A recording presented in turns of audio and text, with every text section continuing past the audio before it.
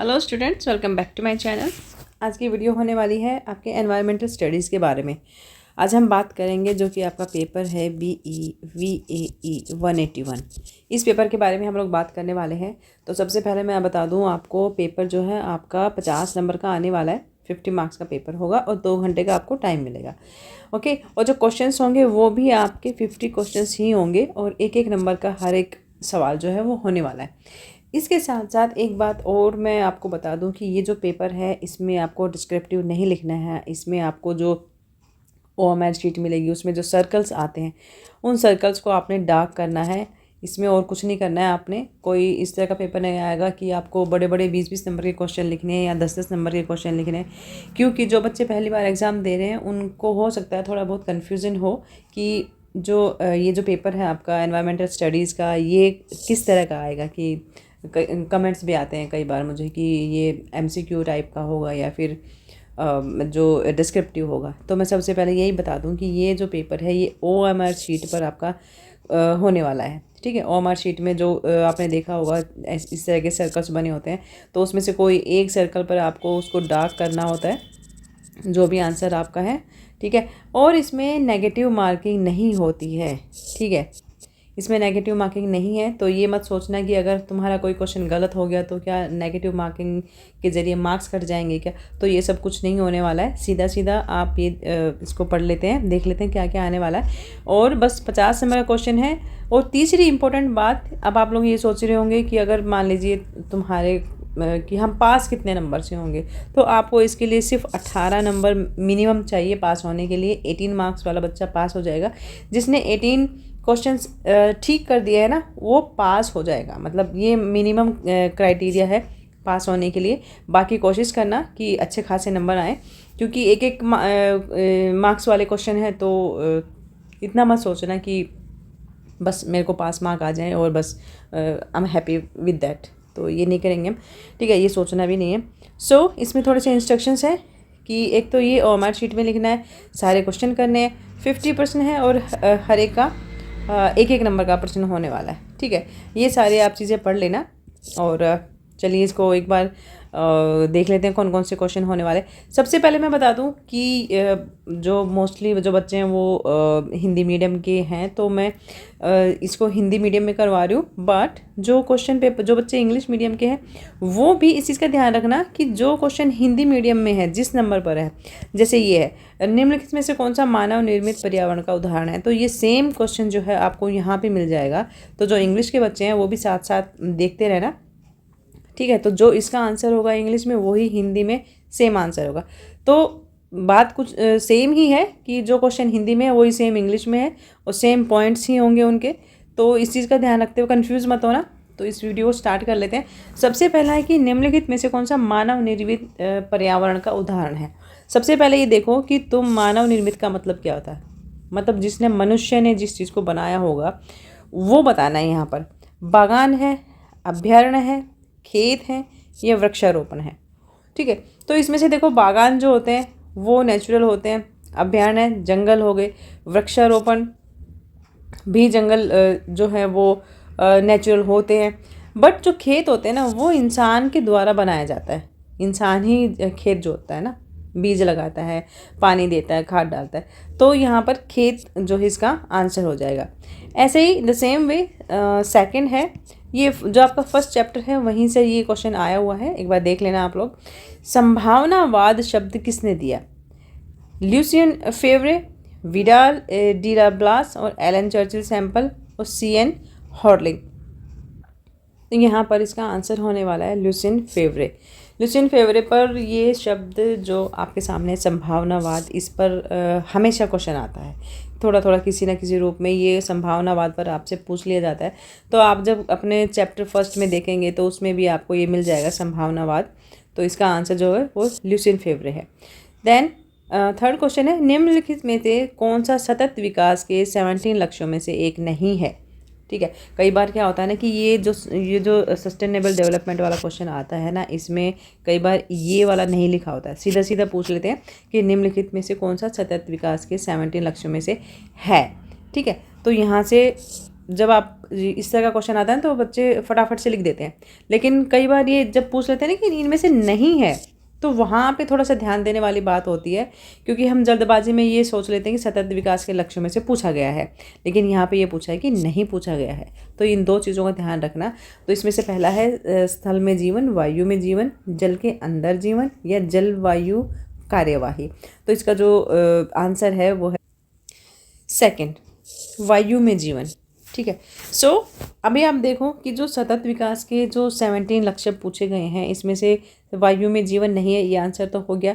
लेकिन अगर हम बाकी जो हमारे सामने एग्जाम्पल्स दिए गए हैं उसकी अगर हम बात करें, स्थल में जीवन मतलब जो स्थल है उस पर जीवन की बात होती है। स्थल में कौन है? हम सब रहते हैं, जीव जंतु रहते हैं।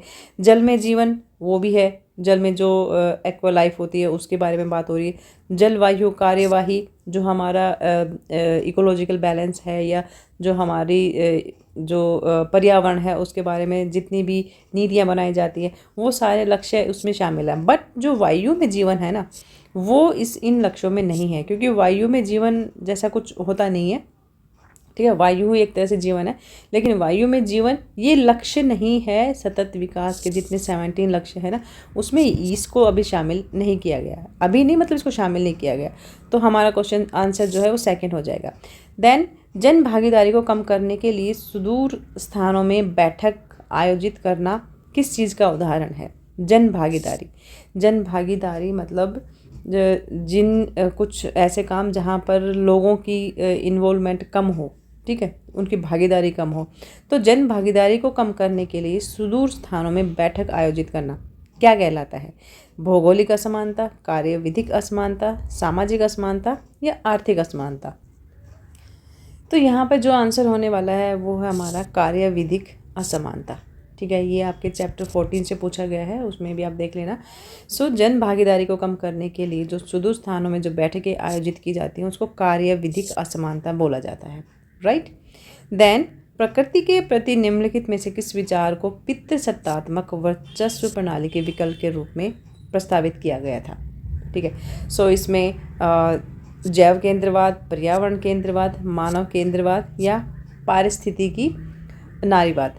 देखो ये जो पितृसत्तात्मक वाला क्वेश्चन है ना, ये भी हर बार रिपीट होता है, और इसके साथ साथ जो हम ये सतत विकास वाले क्वेश्चंस हैं ये भी ये हमेशा आता है ये क्वेश्चन। ठीक है। सो मैं साथ साथ ये भी बताती जाऊंगी कि कौन कौन से क्वेश्चंस हैं जो रिपीट होते हैं हमेशा। तो इसका जो आंसर होगा वो है पारिस्थितिकी नारीवाद। ओके, प्रकृति के प्रति निम्नलिखित में से एक जो पितृसत्तात्मक वर्चस्व प्रणाली के रूप में प्रस्तावित किया था पारिस्थितिकी नारीवाद। क्योंकि देखो यहाँ पर एक तो पितृसत्तात्मक एक तो वर्चस्व प्रणाली की बात की जा रही है, दूसरा यहाँ पर पारिस्थितिकी नारीवाद की बात की जा रही है। तो एक तरह से ये दोनों ही कॉन्ट्राडिक्टरी चीज़ें हो जाती हैं। तो आप यहाँ पर इसको यहाँ पर बता सकते हैं। ठीक है, तो यहाँ पे फोर्थ आंसर हो जाएगा। देन एनविस का मुख्य केंद्र क्या है? दिल्ली, बेंगलुरु, दिल्ली, अहमदाबाद या कोलकाता? तो एनविस का जो मुख्य केंद्र है वो आंसर होने वाला है दिल्ली। ठीक है, ये भी आपके चैप्टर 14 से लिया गया है, जो लास्ट में थोड़ा सा बचता है ना उसमें से लिया गया है। तो एनविस का जो मुख्य केंद्र है वो दिल्ली में है। कई बार इसको न्यू दिल्ली भी लिख देते हैं। ठीक है, तो उससे कोई फ़र्क नहीं पड़ता है। सो एनविस जो है ये भी रिपीट होता है क्वेश्चन, तो इसको ध्यान से करके जाना। ओके, देन हमारा नेक्स्ट क्वेश्चन है या प्राथमिक उपभोक्ता। प्राथमिक उपभोक्ता कौन होते हैं? शाक भक्षी, पौधे, मांस भक्षी या स्वपोषी? सो इसको अगर इंग्लिश में देखना चाहें आप तो प्राइमरी कंज्यूमर्स कौन होते हैं? हर्बीवोर्स, प्लांट्स, कार्निवोर्स या ऑटोट्रॉप्स? ठीक है, सो इसका आंसर सेम ही होगा, बस ये इंग्लिश वाले बच्चे थोड़ा सा अपने क्वेश्चन पेपर को मैच करते रहना। सो सबसे पहले तो हम इसका मतलब समझते हैं कि प्राथमिक उपभोक्ता। ठीक है, प्राथमिक उपभोक्ता में जो एक तो शाक भक्षी हो गया, एक पौधे हो गए, मांस भक्षी, स्वयंपोषी। स्वयंपोषी वो होते हैं, या फिर हम इसको अगर ये सोचें कि प्राथमिक उपभोक्ता की बात ये करी जा रही है तो वो हैं जो अपना खाना खुद बनाते हैं। ठीक है, तो शाक भक्षी नहीं बनाते अपना खाना, पौधे भी, और मांस भक्षी स्वयंपोषी। ठीक है, तो इसका आंसर जो है स्वयंपोषी बन जाएगा कि प्राथमिक उपभोक्ता कौन होते हैं। ठीक है, सबसे पहले तो हमें इसकी डेफिनेशन पता होनी चाहिए। इसकी अगर मीनिंग की बात करें हम या प्राथमिक उपभोक्ता जिसकी हम बात कर रहे हैं, तो देखो प्राथमिक उपभोक्ता क्या होते हैं? शाकाहारी। ओके, शाकाहारी या फिर पौधे खाने वाले, घास फूस खाने वाले वो जीव होते हैं जो पौधे जैसे ही स्वपोषी होते हैं पर सीधे भोजन करते हैं। जो जो हमारी एक फूड चेन होती है ना, उसमें दूसरा एक लेवल का एक पोषण बनाते हैं, जिनमें कुछ होते हैं जैसे हिरन हो गए, खरगोश हो गए, ठीक है, और कैटरपिलर हो गए, जो कि मतलब ये कुछ उदाहरण हो गए इस चीज़ के, जो सेकंड उपभोक्ता होते हैं उनके लिए पौधों की जो ऊर्जा होती है उसको परिवर्तित कर देते हैं, चेंज कर देते हैं। तो यहाँ पर जो शाक भक्षी है ना, वो आंसर आएगा, स्वपोषी नहीं आएगा, ये मैंने गलती से कर दिया था। तो शाक भक्षी जो है ये हमारा राइट आंसर होने वाला है। इसके बाद हम 8th क्वेश्चन में आ गए कि दिए गए घटक पानी में सल्फेट, अम्लीय वर्षण तथा जीवाश्म ईंधन किसके भाग हैं? कार्बन के, नाइट्रोजन के, जल चक्र के या फिर अवसादी चक्र। अच्छा, ये जो क्वेश्चन है ना, ये आपका चैप्टर 2 से आया है, तो एक बार आप लोग देख लेना इसको भी। तो इसमें जो समझने वाली बात है वो पहले तो मैं बता दूं कि ये क्वेश्चन जो है हमेशा रिपीट होता है, इसका ध्यान रखना। तो दिए गए जो घटक हैं, पानी में सल्फेट हो गया, अम्लीय वर्षण हो गया या जीवाश्म ईंधन जो है वो अवसादी चक्र के पार्ट हैं, ठीक है। तो यहाँ पर कार्बन नहीं आएगा, नाइट्रोजन नहीं आएगा, जल चक्र भी नहीं आएगा। तो जो घटक है ना, जो पानी में जितने भी ये घटक यहाँ पर पूछे गए हैं, पानी में सल्फेट हो गया, अम्लीय वर्षण हो गया या फिर जीवाश्म ईंधन, ये अवसादी चक्र के जो है इसमें इसके भाग होते हैं। देन पारिस्थितिकी अनुक्रम में अनुक्रम की अंतिम अवस्था को क्या कहा जाता है? इसका मैं पहले बता देती हूँ, इसका आंसर है चरम समुदाय। तो पारिस्थितिकी अनुक्रम जो एक इकोलॉजिकल जो चेन होती है ना, जो सिस्टम होता है, उसमें अनुक्रम की अंतिम अवस्था को यहाँ पर पूछा गया है। सेकंड जैसे लाइकेन अवस्था हो गया, मॉस अवस्था हो गया, क्रमली या सीरल अवस्था हो गया, तो इनमें से यहाँ पर नहीं है, ये इसका आंसर होगा चरम समुदाय की बात हो रही है यहाँ पर। और ये भी आपका चैप्टर 2 से लिया गया है, और ये भी, इसको भी डबल टिक लगा लो, ये भी रिपीट होता है क्वेश्चन, कई बार पूछा जाता है। देन हम बात करेंगे पारिस्थितिकी तंत्र में ऊर्जा का ह्रास। ऊर्जा का ह्रास मतलब ऊर्जा कैसे, जब उसका ख़त्म होना, नष्ट होना।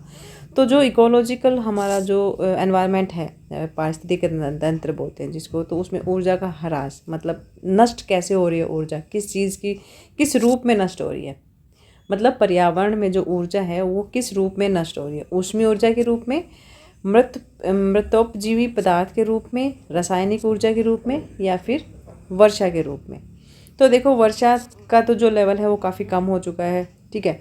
रासायनिक ऊर्जा भी नहीं हो सकता, मृतोपजीवी जो पदार्थ होते हैं उसके रूप में तो नहीं हो सकता, क्योंकि जो मृतजीवी हैं उसके रूप में तो कितनी ही ऊर्जा खत्म हो सकती है, कुछ भी नहीं हो सकती। तो जो इसका आंसर होने वाला है वो ऊष्मीय ऊर्जा के रूप में यहाँ पर आएगा, कि जो हमारा पारिस्थितिक तंत्र है ना, उसमें ऊर्जा का जो ह्रास है वो ऊष्मीय ऊर्जा के रूप में हो रहा है, ठीक है। बेसिकली जो हमारा जो पारिस्थितिकी तंत्र है, जो इकोलॉजिकल हमारा जो इकोसिस्टम है, उसमें ऊर्जा जो एनर्जी है वो किस रूप में ख़त्म हो रही है? ऊष्मीय ऊर्जा के रूप में, ठीक है। देन अच्छा, ये भी 2nd चैप्टर से लिया गया है, इसको देख लेना आप लोग। फिर है विश्व स्तर पर कौन सा क्षेत्र प्राकृतिक आपदाओं के लिए सबसे अधिक प्रवण है? ओके, इसको देख लेते हैं। ये भी इससे भी क्वेश्चन जो है रिपीट होता है, इसको भी ध्यान से कर लेना, याद करके जाना इसको। तो आंसर इसका होने वाला है एशिया, ठीक है। ऑस्ट्रेलिया नहीं है। कि देखो, पहले समझने की कोशिश करना है कि विश्व स्तर पर कौन सा क्षेत्र प्राकृतिक आपदाओं के लिए सबसे अधिक प्रवण है। अगर प्रवण समझ में ना आए तो जो इंग्लिश में यहाँ पर दिया गया है कि at global level the reason most prone to natural calamities, ठीक है, ये यहाँ पर पूछा गया है। तो यहाँ से तो समझ सकते हो ना क्लैमिटीज़ क्या होता है। तो उसके अकॉर्डिंग कई बार ना हिंदी में भी इस तरह के वर्ड डाल देते हैं कि हिंदी के बच्चे भी नहीं समझ पाते हैं, तो वो इंग्लिश में जाके एक बार चेक कर लिया करो, ठीक है। तो आंसर हो जाएगा हमारा एशिया यहाँ पर। तो अगर मैं क्वेश्चन पेपर चैप्टर की अगर मैं बात करूँ तो ये चैप्टर 13 से लिया गया है, ठीक है। ये भी इम्पोर्टेंट क्वेश्चन है, मैं ऑलरेडी बता चुकी हूँ, तो इसको देख लेना आप, इसको करके जाना। 12th है हमारा, निम्नलिखित फैक्ट्रियों में से कौन सी ताज ट्रेपेजियम जोन में नहीं है? ठीक है, ग्लास फैक्ट्री, मथुरा तेल शोधनशाला या मथुरा शक्कर फैक्ट्री, चीनी मिल जिसको बोलते हैं, शुगर मिल, और ईंट भट्टे। तो ताज ट्रोपिजियम जोन में नहीं है, पहले तो ये देख लो तुम, ठीक है। कई बार बच्चे क्वेश्चन पूरा पढ़ते नहीं है, या कई बार जल्दबाजी में ही बस थोड़ा सा क्वेश्चन पढ़ा और फटाफट से जो है अपना टिक कर लगाना शुरू कर देते हैं। तो इस चीज़ का ध्यान रखें, जहाँ पर नहीं आ जाता है ना वो क्वेश्चन उस पर 1 मिनट ज़रूर लगाया करो कि क्या पूछा जा रहा है। ठीक है, वहीं पे जो पूरा क्वेश्चन है ना वो एकदम से चेंज हो जाता है कि क्या आंसर होना चाहिए। तो अगर नहीं आ रहा है कहीं किसी भी क्वेश्चन में तो रुक जाओ, उसको एक बार ध्यान से पढ़ो ठंडे दिमाग से, फिर उसका आंसर देना। ठीक है, सो इसमें पूछा कि कौन सी ये जितनी भी फैक्ट्रीज़ हैं इनमें से कौन सी ताज ट्रेपेजियम जोन में नहीं आती है। ठीक है, तो इसका आंसर मैं बता देती हूँ। इसका आंसर है सेकंड, मथुरा तेल शोधनशाला, जो मथुरा ऑयल रिफाइनरी है उसकी बात हो रही है यहाँ पर। तो ये जो है ये ताज ट्रेपेजियम जोन में नहीं आती है। ग्लास फैक्ट्री हो गया, शुगर मिल हो गई, ईंट भट्ठी हो गई, इनको इसमें शामिल किया गया है। बट जो मथुरा ऑयल रिफाइनरी है उसको इसमें शामिल नहीं किया गया। अगेन ये भी चैप्टर 13 से लिया गया है। सो इम्पोर्टेंट क्वेश्चन है, ये पूछा जाता है, रिपीट होता है, इसको ध्यान से देख लेना। देन हम जा रहे हैं नेक्स्ट क्वेश्चन 13 में कि साइलेंट वैली नदी की संकरी घाटी है पेरियार, कुंथी, कावेरी या यमुना। सो आंसर हमारा है कुंथी, साइलेंट वैली। ये क्वेश्चन जो है इसको डबल टिक कर लेना, ये हमेशा आता है, साइलेंट वैली हर बार पूछा जाता है। तो साइलेंट वैली नदी की संकरी घाटी, कौन सी नदी की संकरी घाटी? कुंथी नदी की संकरी घाटी को साइलेंट वैली बोलते हैं। देन 14 है 8000 BC के करीब विश्व की जनसंख्या लगभग कितनी थी? तो 8000 BC के करीब की आपको जनसंख्या बतानी है पूरे विश्व की कि लगभग कितनी रही होगी। और ये आपके चैप्टर 19 से लिया गया है ये 13 वाला क्वेश्चन। अच्छा, ये जो हम बात कर रहे हैं 14 क्वेश्चन की, इसका आंसर है 5 मिलियन।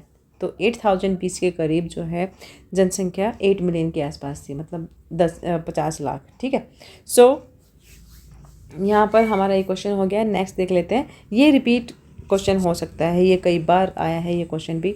ठीक है, इसको ध्यान से कर लेना। देन 15 है शीतोष्ण पर्णपाती वनों में कौन होते हैं? बेल एवं स्ट्रैंगलर, अंजीर सहित वृक्ष, 3 से 5 मीटर की ऊंचाई वाली झाड़ियाँ होती हैं, या फिर 30 से 40 मीटर ऊंचाई वाले सदाबहार फर और चीड़ के वृक्ष, पतली और चौड़ी पत्ती वाले 40-50 मीटर ऊंचाई वाले वृक्ष। तो देखो शीतोष्ण पर्णपाती वनों में सबसे पहले तो इसका जो आंसर होने वाला वो सेकंड है, 3 से 5 मीटर तक की ऊंचाई की झाड़ियाँ। ठीक है, इसको तो ट्रिपल स्टार दे देना, ये क्वेश्चन हमेशा पूछा जाता है, लगभग 3 साल से मैं देख रही हूँ ये क्वेश्चन आ रहा है। ठीक है, सो 3 से 5 मीटर की जो झाड़ियाँ होती है शीतोष्ण पर्णपाती वनों में। और ये जो क्वेश्चन है वो आपसे जो पूछा जा रहा है ना, ये आपको मिलेगा तीसरे चैप्टर में। ठीक है, तीसरे चैप्टर से आ रहा है। अगला क्वेश्चन देख लेते हैं। सॉरी, भारत में टीक एवं बांस के पेड़ साधारणतया पाए जाते हैं। टीक और बांस के पेड़ जो है वो कहाँ पाए जाते हैं? उष्णकटिबंधीय वनों में, शीतोष्ण सदाबहार वनों में, या शंकुधारी वृक्ष वनों में, या फिर उष्णकटिबंधीय में। सो इसका आंसर है उष्णकटिबंधीय मौसमी वनों में। ठीक है, और ये क्वेश्चन कई बार पूछा जाता है, इसको डबल टिक में लगा देती हूँ ताकि आप लोगों को ध्यान रहे, इंपॉर्टेंट क्वेश्चन है। सो अब कहाँ पर मिलता है ये उष्णकटिबंधीय मौसमी वनों में। ठीक है, 16वां क्वेश्चन देख लेते हैं, 17 देख लेते हैं। चलिए, या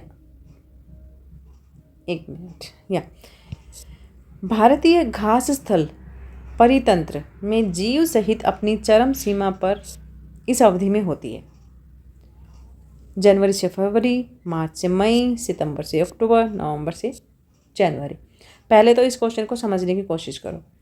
भारतीय घास स्थल परितंत्र में जीव संहति अपनी चरम सीमा पर किस अवधि में होती है? ठीक है, अगर ऐसे समझ में ना आए तो यहाँ पर आ जाओ इंग्लिश में कि in Indian grassland ecosystem, grassland की बात हो रही है। ठीक है, the biomass peaks in the period between, देखो अब शायद तुम्हें समझ में आ जाए कि घास स्थल परितंत्र में जो जीव संहति होती है वो अपनी किस चरम सीमा में होती है। पहले तो ना इसके बारे में हम समझने की थोड़ी सी कोशिश करते हैं कि जो ग्रासलैंड है, जो घास स्थल परितंत्र है, उसमें जीव संहति का मतलब होता है कि जो एक वो जैव द्रव्यमान बोल सकते हैं आप इसको। ठीक है, ये कब होता है? ये जो जब गर्मी जा रही होती है ना, और जब सर्दी के आने का टाइम होता है, इन दोनों के बीच का जो टाइम होता है ना, उसको जीव संहति बोलते हैं। ठीक है, इसमें होता क्या है कि जब नमी और जो हॉट टेम्परेचर होता है वो पौधों की वृद्धि के लिए अनुकूल होता है। तो जब पौधों का जो बेस्ट सीज़न होता है ना वो यही होता है, ठीक है, जब गर्मी जा रही होती है और सर्दी का जब आने का टाइम होता है ना, उस टाइम को जो है यहाँ पर सबसे इम्पोर्टेंट टाइम माना जाता है, जो स्थानीय जलवायु और जो बारिश के पैटर्न को, इन चीज़ों को काफ़ी हद तक वरी करता है। सो सितंबर से अक्टूबर का ये आंसर हो जाएगा हमारा। तो यहाँ पर ये वाला क्वेश्चन हो गया हमारा। सो देख लेते हैं नेक्स्ट वाला। सरित लोटिक अल्वणीय जलीय परितंत्र का उदाहरण है। देखो अब तो ये मुझे भी समझ नहीं आया, तो मेरे को इंग्लिश में जाना पड़ेगा ये क्या पूछ रहे हैं। An example of lotic fresh water ecosystem, ठीक है, क्या है? लेक है, पूल है, स्वैम्प है या फिर रिवर है। ओके, सो इसमें ये पूछा है कि इकोसिस्टम में जो फ्रेश वाटर है उसका कौन सा एग्जाम्पल है। फ्रेश वाटर की बात हो रही है यहाँ पर। तो पहले इसको समझने की कोशिश करो कि सरित लोटिक अल्वणीय जलीय परितंत्र मतलब जो एक बहता हुआ मीठा पानी, ठीक है, मीठा पानी का कौन सा इसमें से एग्जाम्पल है? झील होती है, कुंड होता है, दलदल होती है या फिर नदी होता है। सबसे पहले देखो जो बहता हुआ है, जो एक पानी जो चल रहा है, ठीक है, झील रुकी हुई होती है, झीलों में पानी रुका हुआ होता है, ठीक है, कुंड में पानी रुका हुआ होता है, अनूप दलदल जो होती है उसमें भी वो बहता हुआ का एग्जाम्पल नहीं है। सरित मतलब पहले तो देखो इसका आंसर यहीं पे मिल जाता है। नदी का जो है एक दूसरा नाम सरित भी बोलते हैं, सरिता भी बोलते हैं नदी को, ठीक है। तो इसका आंसर वैसे तो इस क्वेश्चन में ही है, तो और इसका आंसर वैसे भी नदी ही है। तो जो सरिता है, नदी है, वो लोटिक अल्वणीय जलीय परितंत्र का सबसे इम्पोर्टेंट उदाहरण है। नेक्स्ट देखेंगे हम 19 का। कीटनाशकों में विशेष रूप से DDT में ने आबादी में कमी की, किन चीज़ों में कमी की? तो कीटनाशक जो DDT है ना, ये एक कीटनाशक है, ठीक है, इसने इन चीज़ों में से किन की कमी करी है? मतलब DDT का यूज़ करने से कौन सी चीज़ों में सबसे ज़्यादा कमी आई है? हिरणों में, चूहों में, चिड़ियों में या समुद्री मछलियों में? सबसे पहले तो मैं बता दूं कि DDT जो होती है ये एक ऐसी दवाई होती है जिसको पानी में मिला के जो है वो कीटनाशकों पर डाला जाता है, ठीक है। तो इस दवाई की वजह से चिड़ियों पे अफेक्ट नहीं होता है, चूहों पे नहीं होता है और ना ही हिरणों पे होता है, ठीक है। इनका सारा जो इफ़ेक्ट हुआ था वो समुद्री मछलियों पर हुआ था, क्योंकि ये जो DDT होती हैं, जितनी भी दवाइयाँ होती हैं, वो सारी की सारी समुद्रों में या फिर नदियों में जाई जाती हैं, ठीक है। सो ये जो कीटनाशक थी, इसका जो सबसे ज़्यादा असर हुआ था वो समुद्री मछलियों की आबादी कम करने में, मतलब इसका जो साइड इफ़ेक्ट था वो समुद्री मछलियों पर हुआ है। ये जो है ये बड़े जानवर हो जाते हैं, इन पर इस चीज़ का असर नहीं होता है। चिड़ियों पर आप नहीं कर सकते क्योंकि चिड़िया एक जगह नहीं रहती है।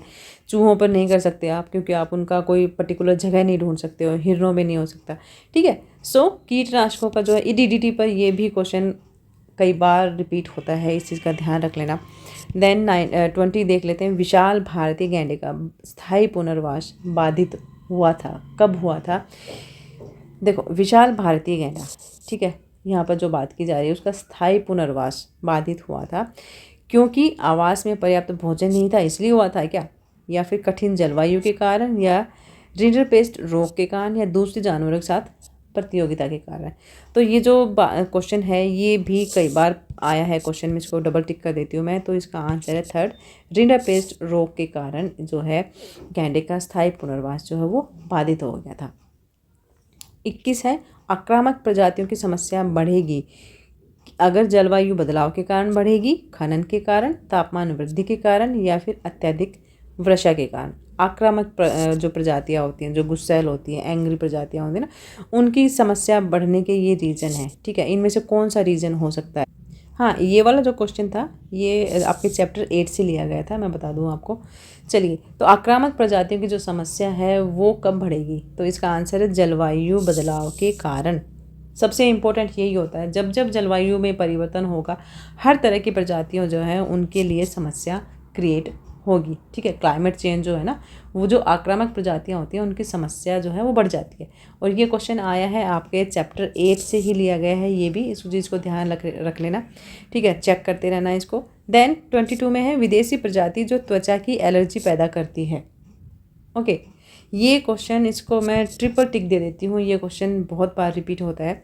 तो विदेशी प्रजाति जो स्किन एलर्जी को एक रीज़न बनती है वो है, इसका मैं आंसर सीधे सीधे बता देती हूँ, पार्थेनियम हिस्टोरोफोर्स। ठीक है, ये इसका आंसर है और स्टार मार्क कर लेना। देन 23 में आ जाते हैं, निम्नलिखित में से कौन सा जैव विविधता हॉटस्पॉट के पद नाम के लिए मानदंड नहीं है। देखो ध्यान से देख लेना क्वेश्चन, हमेशा ध्यान से देखना कि जहाँ पर नहीं आ जाता है ना, तब इस चीज़ को आप ध्यान से पढ़ ला। ठीक है, कि जैव विविधता हॉटस्पॉट के पद नाम के लिए मानदंड कौन सा नहीं है। जाति प्रचुरता, स्थानिकता, प्रजाति नष्ट होने का कारण या अपेक्षाकृत कम अंतर्जातीय स्पर्धा। तो इसका आंसर यही है, अपेक्षाकृत कम अंतर्जातीय स्पर्धा। ठीक है, ये आपको इसमें चैप्टर 6 से ये क्वेश्चन लिया गया है, आप इसको ध्यान से देख लेना। देन इसमें अपेक्षाकृत जो है बायोडाइवर्सिटी के बारे में यहाँ पर बात हो रही है, तो वो देखेंगे हम कि किस भौगोलिक क्षेत्र की जैव विविधता क्या प्रदर्शित करती है।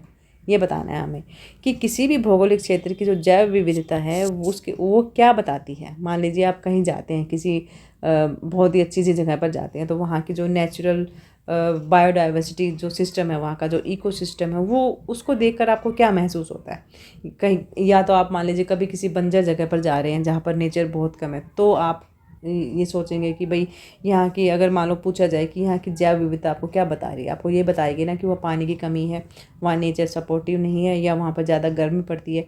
यही जब चीज़ें होती है ना, तो यहाँ पर जो क्वेश्चन पूछा है ना कि किसी भौगोलिक क्षेत्र की जैव विविधता क्या बताती है। क्षेत्र की प्रमुख प्रजातियों में विद्यमान आनुवंशिक विविधता बताती है। क्षेत्र की स्थानीय प्रजातियां या क्षेत्र में पाए जाने वाले विलुप्त प्राय प्रजातियां या जैव प्रकृति की और जैव प्रकृति में पाए जाने वाली विविधता। ठीक है, तो हमारा आंसर है ये कि किसी भी भौगोलिक क्षेत्र की जो जैव विविधता है वो यही बताती है कि जो जैव प्रकृति और जैव प्रकृति में पाई जाने वाली विविधताएं। ठीक है, यही क्वेश्चन ही आंसर है यहाँ पर। अगर आप इस क्वेश्चन को और आंसर को साथ साथ पढ़ेंगे ना, तो आपको बिल्कुल सेम ही लगेगा ये कि जो क्वेश्चन है वही आंसर है।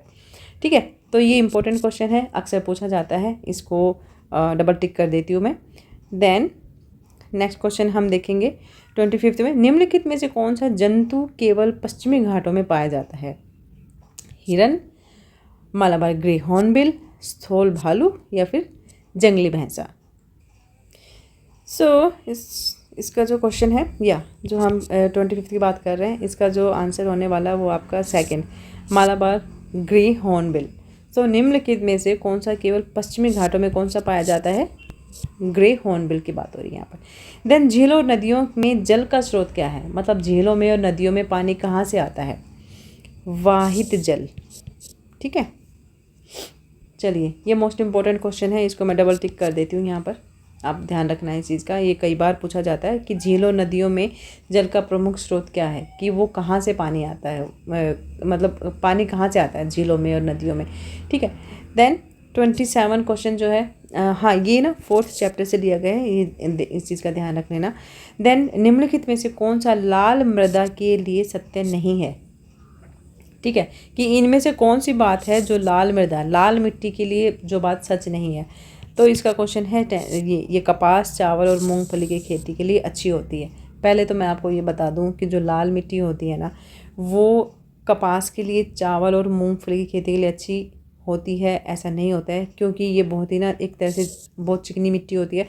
और जो कपास होते हैं, वो चावल होते हैं, ठीक है, और जो ये मूंगफली होती है, इसके लिए जिस तरह की मिट्टी चाहिए होती है, वो जो लाल मृदा है, जो लाल मिट्टी है, वो इन चीज़ों के लिए सपोर्टिव नहीं होती है। ठीक है, सॉरी मैंने चिकनी बोल दिया, ये थोड़ी सी भुरभुरी मिट्टी होती है, चिकनी मिट्टी होती है, जो काली मिट्टी बोलते हैं ना जिसको, वो चिकनी मिट्टी होती है। ठीक है, तो कपास के लिए, चावल के लिए, मूंगफली की खेती के लिए अच्छी होती है, ऐसा नहीं है। ठीक है, ये हमारा क्वेश्चन हो गया। देन 28 है, एक जलभर। जलभर क्या होता है, पहले तो मैं देख लूँ जलभर होता क्या है। ओके, एक्वीफायर।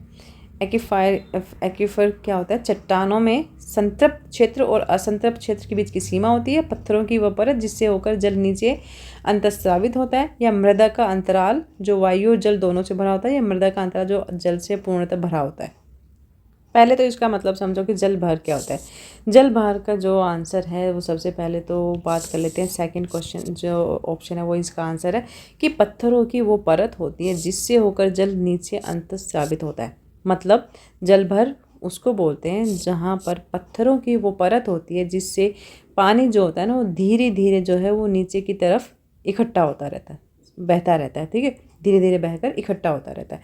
तो ये हो गया जल भर, इसका भी इम्पोर्टेंट है ये, और ये 4th चैप्टर से लिया गया है ये क्वेश्चन। इसको भी हम देख लेंगे, ये रिपीट होता है कई बार। देन 29 है, क्षारीय मृदा के सबसे प्रभावी उपचार के लिए निम्न में से उपयोग करना चाहिए। कि जो क्षारीय मृदा होती है ना उसके लिए क्या, यूरिया, पोटेशियम, सोडियम नाइट्रेट या फिर जिप्सम। तो हमारा आंसर है जिप्सम। कि जो सारे मृदा होती है ना उसको और ज़्यादा इफ़ेक्टिव बनाने के लिए उसमें जिप्सम का अगर यूज़ करेंगे तो वो ज़्यादा फसलों के लिए जो है ज़्यादा एक प्रोडक्टिव मिट्टी बन जाएगी। एक चीज़ और, इसको तुम ट्रिपल स्टार कर लेना, इस पर हमेशा क्वेश्चन आता है और ये क्वेश्चन रिपीट होता ही होता है। ठीक है। देन निम्न में से निम्नलिखित स्रोतों के प्रकारों में से किससे ऊर्जा प्रकाश वोल्टेज सेलों द्वारा प्राप्त की जा सकती है। ठीक है, तो इसमें हम बात करेंगे पवन, भूतापीय, सूर्य या फिर जल। तो पहले तो इसको देख लो थोड़ा सा कि जितने भी ये प्रकार दिए गए हैं ना इसमें से ऊर्जा प्रकाशीय वोल्टेज सेल, ठीक है, प्रकाशीय वोल्टेज सेल से मिलती है। तो पवन से नहीं हो सकता, भूतापीय से नहीं हो सकता, जल से नहीं हो सकता। अगर इसको तुम थोड़ा ध्यान से देखोगे ना, समझने की कोशिश करोगे ना क्वेश्चन को, उसी में आपको आंसर मिल जाएगा। तो सूर्य इसका आंसर हो जाएगा कि सूर्य से ऊर्जा प्रकाश वोल्टेज सेलों द्वारा प्राप्त की जाती है। अब अगर इसको इंग्लिश में देख लें हम कि from which of the following types of sources can energy be harnessed using photovoltaic cells. तो देखो यहाँ भी यही मिलेगा। ठीक है, चलिए 31 देख लेते हैं हम लोग। हाँ, सबसे पहले अरे मैं तुम लोगों को विश करना भूल गई, happy new year to all of you. आप लोग स्वस्थ रहो, खुश रहो और हमेशा आगे बढ़ते रहो, तरक्की करते रहो अपनी लाइफ में। And wish you everybody happy new year, very very happy new year 2026। चलिए 31 में आ जाते हैं। भारत में पहली तरंग ज्वारीय ऊर्जा परियोजना स्थापित की गई थी। पहली तरंग ज्वारीय ऊर्जा परियोजना कहाँ पर स्थापित की गई थी। पहले तो ना इसको डबल स्टार कर लेना, ट्रिपल स्टार कर लेना। ओके, ठीक है। तो देखो भारत की पहली तरंगीय ज्वारीय परियोजना है वो कहाँ पर लगी थी, तिरुवनंतपुरम में। ओके, केरल में, केरल। ओके, सो केरल आ जाता है तो भी आंसर लिख देना, तिरुवनंतपुरम आता है तो भी आंसर यही आएगा, इसको मार्क कर लेना। ओके, देन हम अगर बात कर लें जो परियोजना है वो कहाँ पर लगी थी, इसका आंसर तिरुवनंतपुरम हो जाएगा। ठीक है, इसको ना कई बार केरल के साथ भी लिख कर दे देते हैं तो कंफ्यूज मत होना, चाहे केरल आ जाए चाहे तिरुवनंतपुरम आ जाए, आंसर आपका यही रहेगा। ठीक है, और ये आपके चैप्टर 7 से ये क्वेश्चन दिया गया है। देन विश्व का सबसे बड़ा कोयला उत्पादक देश कौन सा है। चाइना, भारत नहीं है, दक्षिण अफ्रीका नहीं है, संयुक्त राज्य अमेरिका नहीं है। ठीक है, ये भी इसको ट्रिपल स्टार में करूँगी क्योंकि ये क्वेश्चन रिपीट होता है। ओके, और ये आपके 7th चैप्टर से लिया गया है ये क्वेश्चन। तो दुनिया में सबसे बड़ा कोयले का उत्पादन कौन करता है, चाइना करता है। इस चीज़ का ध्यान रखना, चाइना जो है वो सबसे बड़ा कोयला उत्पादक देश है वर्ल्ड का। देन 33 में आता था कि वह अधिकतम जनसंख्या जिसे प्रौद्योगिकी के लिए स्तर पर दिए गए पृथ्वी के संसाधनों द्वारा समर्थित किया जा सकता है। तो इसका आंसर है फर्स्ट। ठीक है, ये डबल स्टार कर लेना इसको कि वो अधिकतम संख्या जिससे प्रौद्योगिकी के दिए गए स्तर पर पृथ्वी के संसाधनों द्वारा समर्थन किया जाता है तो वह जैव भौतिकी धारण क्षमता कहलाती है। ठीक है, ये इसका राइट आंसर मिलेगा। अगला क्वेश्चन देखते हैं 34, निम्न में से कौन सी green house, oh my god, इसको तो मैं 3 स्टार दूंगी। ये क्वेश्चन हमेशा पूछा जाता है आपसे, ग्रीन हाउस प्रभाव में मुख्य योगदान देती है। जलवायु नाइट्रोजन, ऑक्सीजन, ऑर्गन या फिर जलवाष्प। तो इसका जो राइट आंसर है वो जलवाष्प है। ठीक है, तो सबसे ज़्यादा योगदान इसमें कौन दे रहा है, जलवाष्प। सो इसका क्वेश्चन 34 हो गया हमारा। ये आपके चैप्टर 11 से दिया गया है। देन पैराबैंगनी विकिरण के लिए निम्नलिखित में से कौन सा सत्य है? पैराबैंगनी जो अल्ट्रावायलेट किरणें होती है ना, उनमें से कौन सा इसमें से सही आंसर है? थर्ड है यूवीए ओजोन द्वारा परत द्वारा अवशोषित नहीं होता है। सबसे पहले ये देखो कि ये क्या पूछ रहा है, यूवीसी ऑक्सीजन द्वारा अवशोषित नहीं होता, यूवी ओजोन परत द्वारा अवशोषित होता है। यूवीसी हानिकारक नहीं है, ऐसा नहीं है, यूवी जो स्किन के लिए हानिकारक होता है। तो जो क्वेश्चन आंसर ऑप्शन 3 है, इस ये जो है यूवीए ओजोन परत द्वारा अवशोषित नहीं होता, ऐसा नहीं होता है। ठीक है, तो ये गलत है। तो यहाँ पर जो सत्य पूछा गया है ना, उसकी बात हो रही है, बाकी जो है ये चीज़ें गलत है, इसको आप राइट आंसर कर देना। देन हम बात करेंगे नेक्स्ट क्वेश्चन की 36 में आगे। निम्नलिखित में से किसके कारण मनुष्यों में त्वचा कैंसर, स्किन कैंसर और मोतियाबिंद हो सकता है? ओजोन के द्वारा, पैराबैंगनी विकिरण के द्वारा, अम्लीय वर्षा के द्वारा या मीथेन के द्वारा? अभी जैसे इससे पहले जो 31 क्वेश्चन में हम बात कर रहे थे अल्ट्रावायलेट किरणों के बारे में, तो वो यही है, पैराबैंगनी विकिरण। ठीक है, तो ये जो स्किन कैंसर हो गया, मोतियाबिंद हो गया, ये दोनों जो हैं ये पैराबैंगनी विकिरण या फिर अल्ट्रावायलेट किरणों के द्वारा होते हैं। देन निम्न में से कौन सा द्वितीयक प्रदूषक है? Ozone, carbon dioxide, carbon monoxide या फिर सल्फर डाइऑक्साइड? तो इसका आंसर है ओजोन। ठीक है, कि निम्न में से कौन सा द्वितीयक प्रदूषक है? ओजोन है। ओके, और ये क्वेश्चन भी जो है कई बार पूछा जाता है, बहुत इंपॉर्टेंट क्वेश्चन है। ठीक है, चलिए नेक्स्ट देख लेते हैं। अच्छा, इसको जो द्वितीयक प्रदूषक के नाम से इसलिए भी जाना जाता है कि ओजोन है, तो हम लोग ये जो द्वितीयक प्रदूषक है, सेकेंडरी प्रदूषक अगर बोलेंगे तो इसको आप ओजोन को कर देना। ठीक है, ओजोन आपका राइट आंसर है, ये चैप्टर 9 से लिया गया है। देन RSPM का सामान्य स्तर क्या होता है? 60, 70 माइक्रोग्राम, 160 या 170? तो इसका जो है, इसको मैं डबल स्टार दे देती हूँ। वैसे तो जो पहला क्वेश्चन है, ये 38 जो क्वेश्चन है, इसका राइट आंसर है 60 माइक्रोग्राम प्रति क्यूबिक मीटर होता है। ठीक है, ये चैप्टर 9 से आपका क्वेश्चन आया है, इस चीज़ का ध्यान रखना। तो जो जितने भी आपको ये जो RSPM का जो सामान्य स्तर पर पूछे जाते हैं, हर साल क्वेश्चन आता है, इस पर भी RSPM से पूछा जाता है। ठीक है, सो अगर आप देखेंगे, चेक करेंगे, तो ये आपको आपके चैप्टर 9 में मिल जाएगा। देन किस पर्यावरणीय विषय को क्योटो प्रोटोकॉल, इसको आप जितने स्टार देना चाहो दे दो, इस पर ये क्वेश्चन आपको ज़रूर मिलेगा जब आप एग्ज़ाम देने जाओगे। तो किस पर्यावरणीय विषय को क्योटो प्रोटोकॉल में शामिल किया गया था? जैव विविधता, ग्रीन हाउस, ओजोन परत या फिर दीर्घ स्थायी कार्बनिक प्रदूषक? तो हमारा आंसर है ग्रीन हाउस गैसेस को। ठीक है, तो ग्रीन हाउसेस गैसेस को निष्कासन को जो है क्योटो प्रोटोकॉल में शामिल किया गया था। फिर हॉटस्पॉट, उच्च क्षेत्र में हॉटस्पॉट जो है वो उच्च डैश के क्षेत्र में होते हैं। आंसर है इसका स्थानिकता। दुर्लभता नहीं होगा, गंभीर रूप से विलुप्त, स्पष्ट नहीं होगा, विविधता नहीं होगा, तो स्थानिकता होती है। ठीक है, तो इस प्रकार के क्वेश्चन भी एग्जाम में आपसे पूछे जाते हैं, क्योंकि थोड़े से ट्रिकी क्वेश्चन हो जाते हैं, तो बच्चे कई बार कंफ्यूज हो जाते हैं कि इसमें क्या लिखना है हमें। तो क्वेश्चंस को ध्यान से पढ़ना जब भी एग्ज़ाम देने जाओगे। देन वायु प्रदूषण निवारण एवं नियंत्रण अधिनियम 1981 और 1987 के संशोधन का मुख्य लक्ष्य क्या था? तो सबसे पहले तो अब ये देख लो कि पहले इन्होंने लक्ष्य पूछे हैं कि ये जो एक कानून बनाया गया था, इसमें क्या क्या लक्ष्य रखे गए थे। पर्यावरणीय समस्याओं के लिए एक समकालित उपागम सक्षम करना, राज्य वायु प्रदूषण नियंत्रण बोर्डों की स्थापना करना, केंद्रीय प्रदूषण नियंत्रण बोर्ड की स्थापना करना या कड़ी सजाओं का प्रावधान करना। तो यही हमारा आंसर है। ठीक है, कि वायु प्रदूषण के लिए अधिनियम 1981 से 87 के संशोधन का मुख्य लक्ष्य यही था। ओके, जिससे कि पर्यावरण प्रदूषण को कम किया जा सके। फिर है वन संरक्षण अधिनियम किस वर्ष पारित हुआ था? ये डबल ट्रिपल क्रॉस, इसको स्टार दे देना, ये क्वेश्चन आपको बिल्कुल मिल जाएगा जब एग्ज़ाम देने जाओगे। सो आंसर है 1980। किस सम्मेलन में ओजोन परत की सुरक्षा को शामिल किया गया था?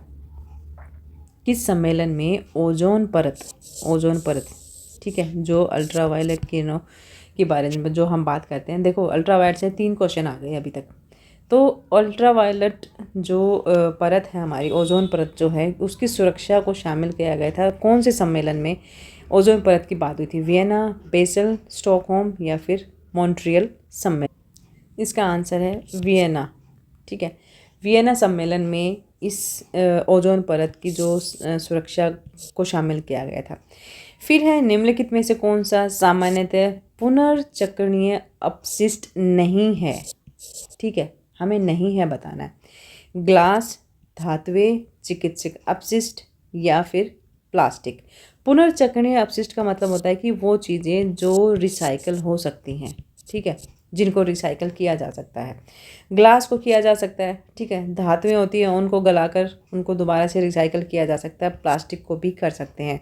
बट जो चिकित्सकीय अपशिष्ट होते हैं, जैसे दवाइयाँ हो गई या फिर जितनी भी जो मेडिकल से रिलेटेड चीज़ें होती हैं, उनको सिरिंज हो गई, सुइयाँ हो गई, और जो बैंडेज होती हैं या फिर जितने भी वेस्ट होता है, जो एक मेडिकल वेस्ट होता है, उन चीज़ों को जो है वो ये रिसाइकल नहीं किया जा सकता।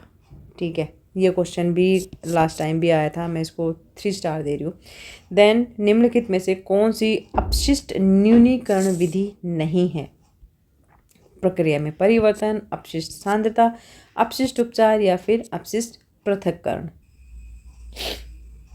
तो इसका आंसर हम लिखेंगे अपशिष्ट उपचार। तो पहले देखो, निम्नलिखित में से कौन सी अपशिष्ट न्यूनीकरण विधि नहीं है? ठीक है, तो ये अपशिष्ट उपचार हमारा आंसर हो जाएगा। फिर हम आते हैं अपने 46 क्वेश्चन में कि निम्नलिखित में से कौन सा संकटदायी अपशिष्ट के निस्तारण का तरीका नहीं है? सैनिटरी लैंडफिल, भस्मीकरण, सागर में क्षेपण, भूमिगत निपटान। तो इसका जो हमारा आंसर होने वाला है वो है सैनिटरी लैंडफिल। ठीक है, पहले इसको समझने की कोशिश करते हैं कि कौन सा संकटदायी अपशिष्ट के निपटान या निस्तारण का तरीका नहीं है। ठीक है, भस्मीकरण हो सकता है, जला के कर देते हैं। सागर में जो कुछ चीज़ें ऐसी होती है जो पानी में, नदियों में फेंक दिया जाता है।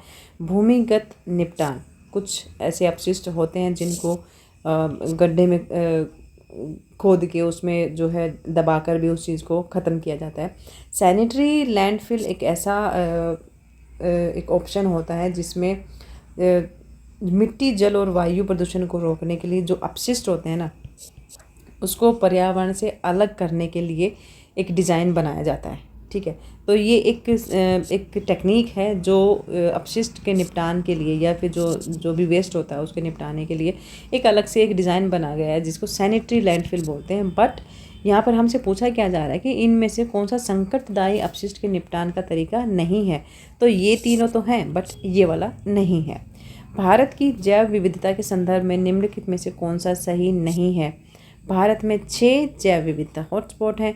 इस क्वेश्चन को 3 स्टार दे रही हूँ मैं। ठीक है, ये क्वेश्चन हर बार रिपीट होता है, तो इसका क्वेश्चन, इस आंसर मैं पहले ही बता देती हूँ आपको। पहला होने वाला है, भारत में 6 जैव विविधता हॉटस्पॉट्स हैं। ठीक है, ये इसका आंसर है। यहाँ पे पूछा गया कौन सा नहीं है, तो बाकी के जो हैं वो सारे ठीक है, बाकी जो फर्स्ट वाला है ये इसको सपोर्ट नहीं करता है। फिर है, निम्नलिखित में से कौन सा वन के पारिस्थितिक महत्व का निरूपण नहीं करता है? ठीक है, सो क्वेश्चन हमारा इसका आंसर हो जाएगा 4th, सौंदर्य बोधक और आध्यात्मिक महत्व प्रदान करना। ठीक है, क्योंकि सौंदर्य बोधकता और आध्यात्मिकता का इसमें वन के पारिस्थितिक महत्व के बारे में से इससे वो ये कनेक्ट नहीं होती हैं चीज़ें, क्योंकि जहाँ पर पारिस्थितिकी की बात हो रही है तो प्राकृतिक पारिस्थितिक तंत्र को सहारा देना होता है, भूमंडलीय जलवायु का संतुलन भी बनाना होता है, और फिर जैव विविधता का संरक्षण भी करना होता है। ये तीनों चीज़ें जो हैं आपस में इंटरकनेक्टेड हो रही हैं, बट सौंदर्य बोधन और आध्यात्मिक महत्व प्रदान करना ये तो हो ही नहीं सकता। सॉरी। निम्नलिखित में से कौन सा गैर लकड़ी वन उत्पाद की श्रेणी में शामिल नहीं है? खाद्य फल, जानवरों की खाल और हड्डियाँ, खाद्य फूल या फिर औषधीय जड़ी बूटी। ये आपके चैप्टर 5 से लिया गया है, तो इसका जो आंसर है वो है जानवरों की खाल और हड्डियाँ। ठीक है, कि निम्नलिखित में से कौन सा गैर लकड़ी वन उत्पाद की श्रेणी में शामिल नहीं आता? औषधियाँ आती हैं, फल फूल आते हैं, खाद्य फल आते हैं, बट जानवरों की खाल और हड्डियाँ नहीं आते। लास्ट क्वेश्चन है हमारा, किस राज्य ने सबसे पहले संयुक्त वन प्रबंधन को लागू किया था? आंसर है पश्चिमी बंगाल। ये क्वेश्चन को मैं ट्रिपल स्टार दे रही हूँ, इसके आने की काफ़ी संभावना है। ठीक है, तो अगर इस तरह से पूछा जाता है ना कि किस राज्य ने सबसे पहले संयुक्त वन प्रबंधन को लागू किया था, तो वो आप पश्चिमी बंगाल लिख देंगे। ठीक है, चलो ये थी आज की वीडियो। इस वीडियो को ध्यान से देख लेना और अपने दोस्तों को शेयर भी कर देना, चैनल को सब्सक्राइब कर लेना और वीडियो को हाइप ज़रूर कर देना। ठीक है, हाइप करने से क्या होता है ना कि वीडियो ज़्यादा से ज़्यादा स्टूडेंट्स तक पहुंचती है। तो चलिए, वीडियो देखने के लिए thank you and best of luck for your exam.